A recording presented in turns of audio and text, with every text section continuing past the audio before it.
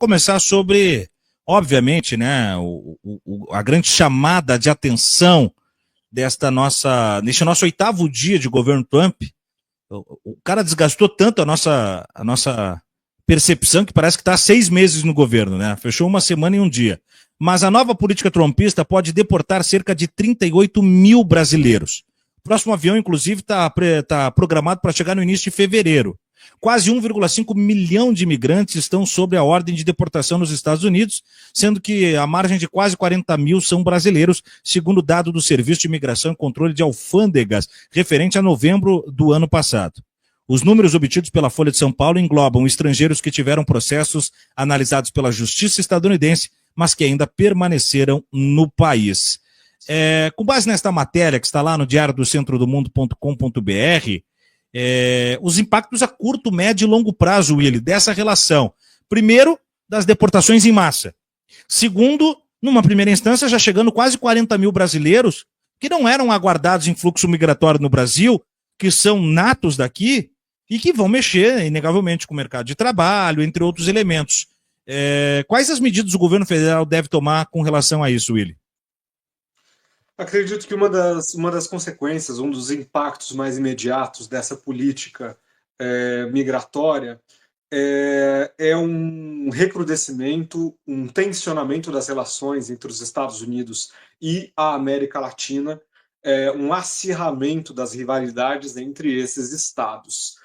E a formação, já no curto prazo, de uma articulação maior entre países da América Latina.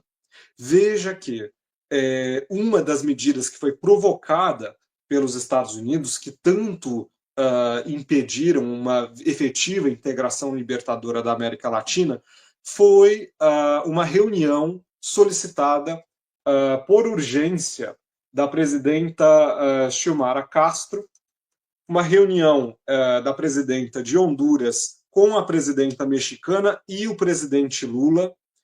Eles vão provavelmente discutir amanhã numa cúpula da CELAC, a Comunidade dos Estados Latino-Americanos e do Caribe, sobre a questão da deportação dos imigrantes latino-americanos.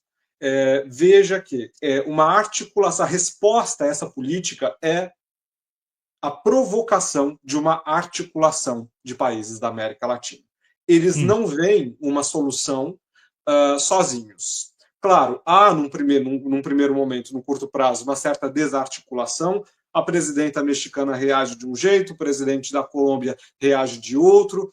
Houve muitos relatos de que ele se enfureceu pela maneira como os imigrantes colombianos foram tratados, a maneira indigna com a qual eles foram deportados. A reação também do Brasil diferente, mais diplomática, com uma chamada do embaixador americano para esclarecimentos e um pedido para o respeito americano das convenções que foram assinadas pelos dois países. Então, no primeiro momento, há uma reação dispersa, cada um faz de um jeito, reage de um jeito, mas o movimento que vai se desenhando é de uma articulação entre os países da América Latina. Eles vão entendendo que precisam reagir em concerto. Eles precisam se concertar e elaborar uma reação conjunta. E acho que num longo prazo, ou num médio prazo que você perguntou, o impacto ele tem um potencial libertador.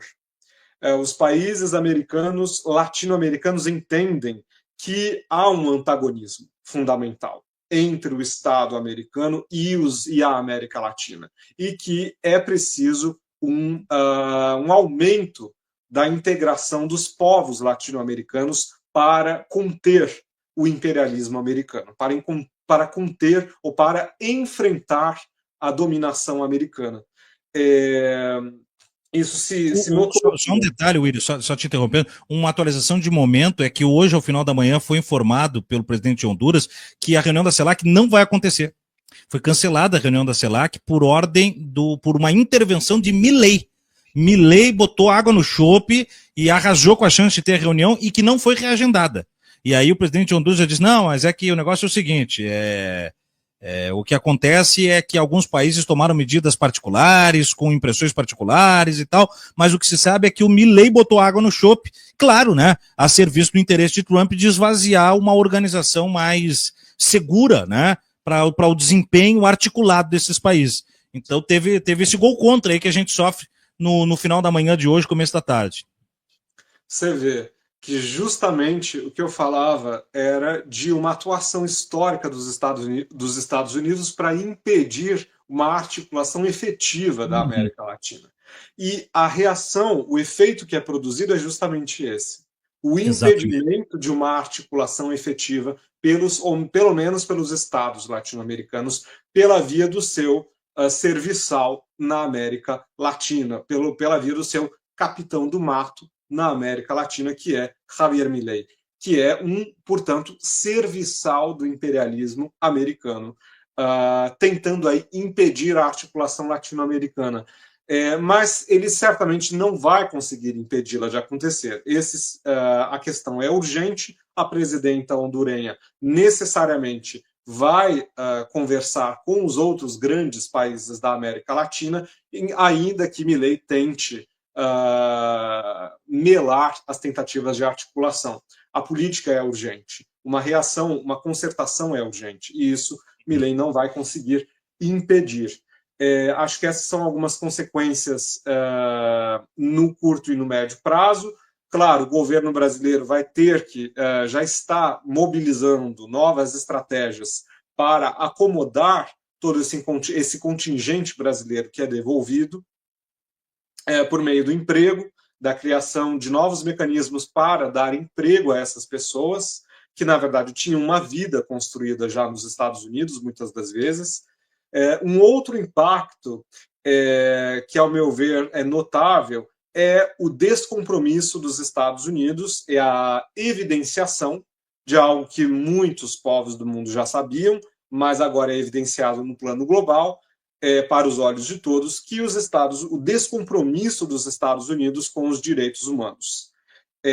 Se os Estados Unidos se construíram com base numa retórica de país libertador, de país que, em vias, por conta da perseguição da Inglaterra, a perseguição religiosa que fundou o país Estados Unidos, por meio de fugitivos de perseguição religiosa, essa retórica sobre a qual a nação americana se assenta, se apoia, cai por terra. É um país que não luta por liberdade em lugar nenhum. É um país que justamente priva os povos do mundo de liberdade por expulsões em massa. Justamente esse país que fala tanto de sonho, cujo cinema tanto assentou, propagou a retórica do sonho americano, de um país onde o sonho é possível, de um país acolhedor dos males do mundo, dos sofredores do mundo. Essa retórica cai por terra. A imagem de país liberdade também vai junto.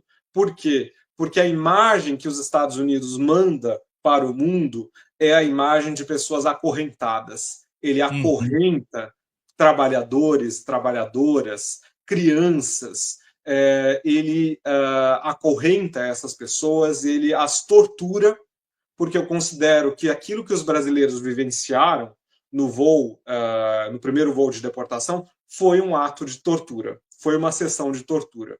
Ar-condicionado quebrado. Um avião por um voo de horas, com ar-condicionado quebrado. Ausência de informação consistente para as pessoas envolvidas. As pessoas não sabiam direito o que estava acontecendo. O avião parou no Panamá, parou em Manaus, o avião era um avião velho que não funcionava direito. Então, o governo americano expôs os cidadãos brasileiros à morte, considerando ou mandando uma mensagem para a América Latina: suas vidas são descartáveis e eu posso descartá-las. É uma espécie de ostentação de poder mundial sobre a vida e a morte da América Latina. Então ele faz essa demonstração de terror e ele mostra para o mundo como é o seu poder, que é um poder torturador, é um poder que lembra a imagem da escravidão, como se os Estados Unidos nunca tivessem superado o problema da escravidão, ou o aspecto fundador da sua nação, essa outra face da fundação dessa nação, que é a escravidão. Ela continua viva no imaginário americano. Para mim, é essa imagem que rememora a chegada dos brasileiros. Eles chegam como escravos, com a estética da escravidão. E eu acho que, em última instância, o impacto é de fazer o mundo perceber que, para os Estados Unidos, os povos latino-americanos, os imigrantes latino-americanos, são os escravos dos Estados Unidos. São os seus escravos. Muito forte, hein, gente?